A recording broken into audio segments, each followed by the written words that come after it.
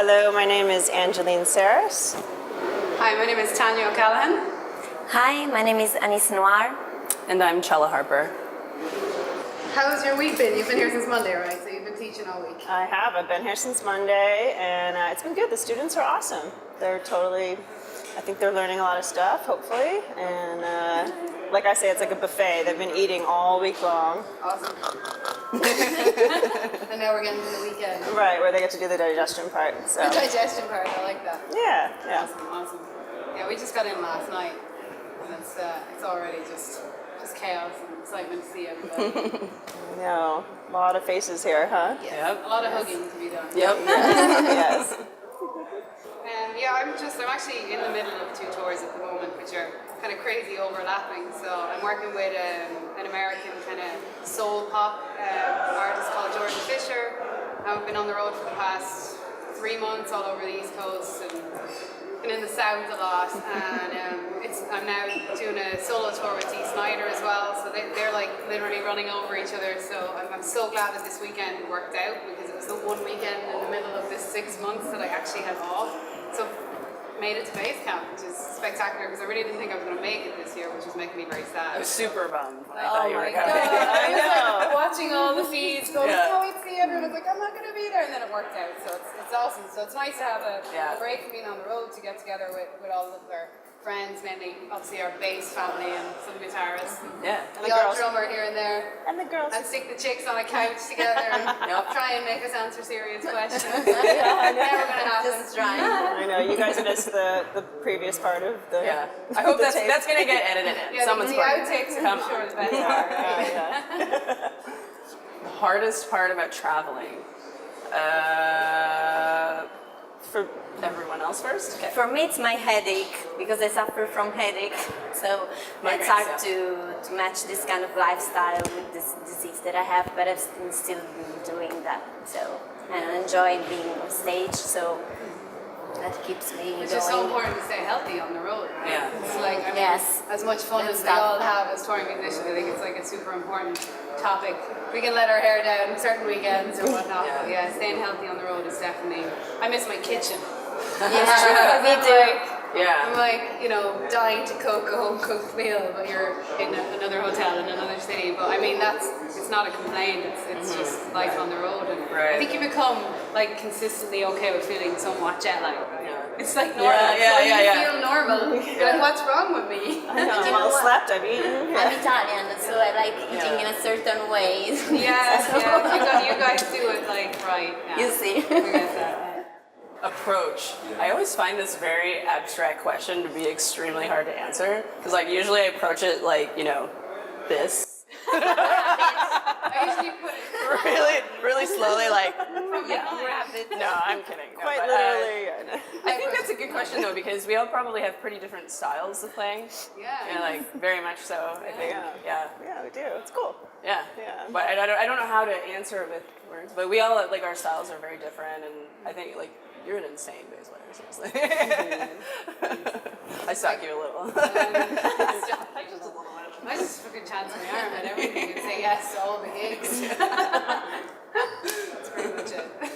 But yeah, it is a funny question because I don't know about the rest of you, but for the most part I'm self-taught, so it's kind of just a thing of like, I'm going to put this hat on and probably, trying to style, or a band calls you that's something outside of the usual circle that you play, you got to put that hat on per se, and that it goes. So yeah, approach-wise, it's like you said, you put it on. Like this. Let's do this. I think the other thing is being supportive. It's like always making music sound the best. That's Play my for thing. the song. Right, play for the Never song, not for overplay. yourself. Exactly. I think as a bass player, that seems like Yeah. really, to me, that's like the sign of a good bass player. Exactly, and that's how you're gonna get and keep gigs if you play for the song and not for yourself. Right. Not every bar needs chops. Right. Yeah. One thing I noticed about the bass camp actually is that it's so funny how the personalities of bass players are so literally. My boyfriend's here and he was like, "Everyone's so nice." I'm like, "Well, yeah, we're bass players." Oh, we're used to our background. We're used to like not being heard. Basically, just always support. The only time anyone ever says anything about my bass playing is if I stop. It's like like in the band, you stop playing. They're like, "What'd you do? What happened?" It's like, Yeah. I just wanted you to remember I'm here. Right. It's like, yeah, I guess we're naturally more modest by nature. Yeah. Because we're used to be in the background Yep. of the situation. It's Supporting not it like front syndrome in any way. Right. It's like, no, I'm good back here with the drummer, as far back as possible. Yeah, it's cool. I dig it. Like, And I try to be modest as well, even if I'm a lead singer too. Yeah. So Yeah. I'm a front girl. Yeah. But You can do both. You can wear Yeah. both hats, literally. just like another one of them. yes, I can do both, two things You should have together. another hat. Or at least I try to do both. That's awesome. I love it. Does anyone, I'm just curious because I actually don't know, does anyone else here play other instruments, you know, as a full-time thing or I've part-time? played loads badly, but many instruments badly. But Pretty mean cowbell. me too. You know? Cowbell, Yeah, totally, yeah. me too. we should have like a cowbell competition. Yeah. Sometimes two. Yeah. Ding dong. Yeah, that's good. Just a few chords. Blast beats on cowbells are my favorite. What was the first one? Blast beats on cowbells. Now swing. No, the answer is no. 5 minutes later, no. I do play a little guitar and a little drums, but Yeah. not very well. And I teach that too. But I feel like just to beginners, you know. Because Yeah. if you have a basic sense of knowledge, Yeah. you know, like, Yeah. okay, this is the chromatic scale, these are your notes, these are your chords, then I feel like that translates to any instrument. Yeah. So, Exactly, yeah. No, it's definitely like a good thing to be able to walk over to a piano and talk about the arrangement or just, you know, find your key or whatever. So basic skills, yeah. right, you know. Never gigged as another instrument player. So this is chopsticks. So,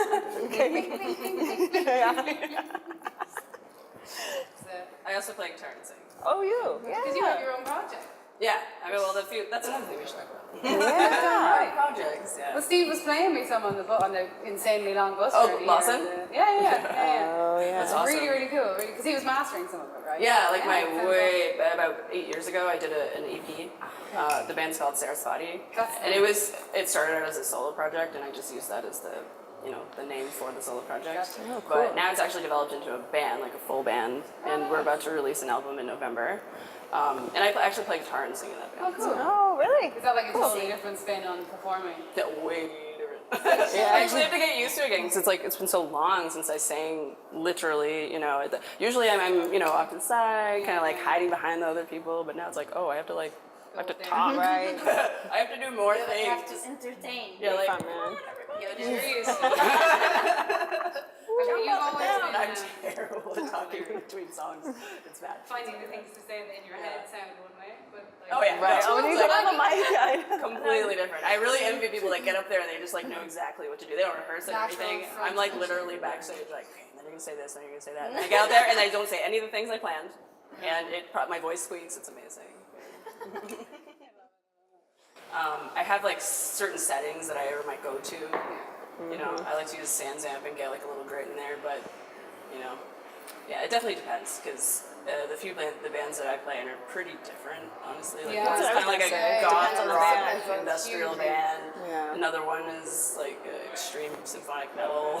Like, it's like way different. definitely not I'm gonna use my jazz tone for that. Exactly. Overwhelmed, Just yeah. dial in the It's jazz. gonna be avant-garde. This part.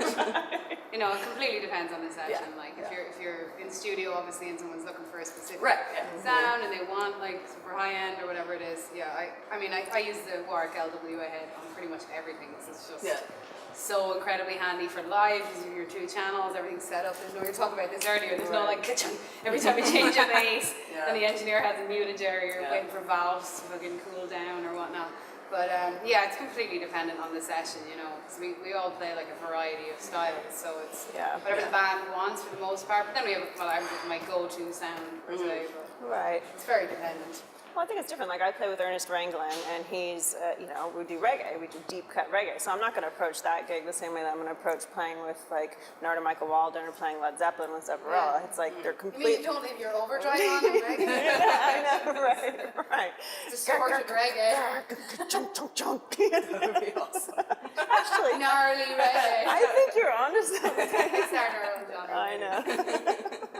But yeah, I think everything's different. Your pedals, I mean, I definitely have go-to settings, like Yeah. you were saying, like, you know, with your amp where you dial it in a Yep. certain way. But then after that, you always have to adjust. Well, I've been spending a lot of time nowadays because I've just received the new Warwick bass, which is the Corvette double back, and you can find every sound you want, you wish on that bass, but you have to work on the sound very much, you know. And since it's new for me, I had to learn how to use it because it has 2 humbuckers, and you can really yes, it's super versatile. Right, there's a lot That's of the options word that I couldn't find in English. Because I'm in disadvantage, girls, because you're all English mother tongue, and I'm the only one who's not English mother tongue. So I'm in disadvantage. Please remember that. You're making us sound exotic. We're all like straight up English speakers. This lovely sound. She's working on her own individual sound vocal. Tone. So how do you dial in your vocal tone? Well, I think initially, one of the things that's currently being made right now is actually a Triumph electric upright for me, because I do electric upright playing and with Narda Michael Walden and actually with Ernest Ranglin. So That's a new thing they're working on. yeah, we're actually later today we're going to pick out the finish and talk about some of the electronics behind it and the pickups. But that's my connection. Also, I'm here teaching, so I've been teaching all week and. Master. Yeah. Jedi. And now I'd like to take this moment. Yeah. Yeah. So that's my connection with Warwick. Awesome. Yeah, I mean, I've known a lot of the Warwick family for a couple of years, just from NAM and different bass expos. And I think it's about 2.5 years ago, maybe. I was at NAM and I was like hanging out with Hans and a couple of the guys, and they were showing me the new heads. And I was like, it was like the time that I was looking for new amp options, and I was blown away by this tiny lightweight, because I'm on the road for the most part of my career is touring, so it's like as lightweight as possible is everything to me. So I picked this thing up and I was like, even before I heard it, I was like, so yeah, it was like an instant love affair with the amps and the heads. And yeah, I just, I've known a lot of the crowd and that, and then Hans invited me here last year and we've done NAM and stuff together, and it's just like, there's no company ever I've been involved with that like is such a family vibe. Yes. It's literally Yes, a I family know. affair. It's It's true. crazy. Like there's just so many of us, and everybody is genuinely friends and genuinely supportive, and everyone's like, there's just such an array of genres of It's players. crazy. It's not like one thing. seriously. You've got like metal to jazz, everything in between, and so yeah, it's like it's a huge family affair. And And I feel like that gets thrown around a lot. People are like, oh, the blah, blah, blah family. And it's like, I've literally never experienced anything like this.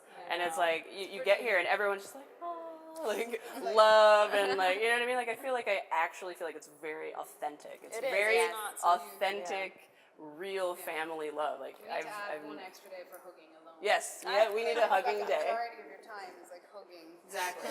It's awesome. We could rival that woman who has like the most hugs in the world. What's her name? Amma or something? Have you heard about her? Yeah. She actually just travels and does tours where she hugs. People.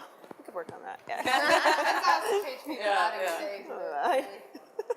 National Hug Day at the workplace. I love it. But yeah, it's family, and this is like the annual family hang. Yeah. And then there's NAM. Yeah, So exactly. it's awesome. Yeah. So wait, how did you guys? What's your connection to Warwick? Well, basically, I got involved because I received an email with a proposal coming from Warwick if I wanted to endorse their basses, and I accepted, and here I am. And then this was 2 years ago, and then last year I received the proposal for the amps as well, and I 100% agree with what you said, because we're always on the road. Yeah, lightweight is the most important thing, and I really had a good experience with the head. The LW 500. Yes, because you have You're the yes. 1000, right? Okay. I have both, but I also use the 500 sometimes, and it's really, it really rocks. It's less than 1 kilo. It fits in the front of your bass. Yes, case. it fits in the front. Really? Yeah, Yes. it literally slips in there. Wow. I go to the plane with the bass and the head in it, and that's it. And you have 500 watts. So with the cabin.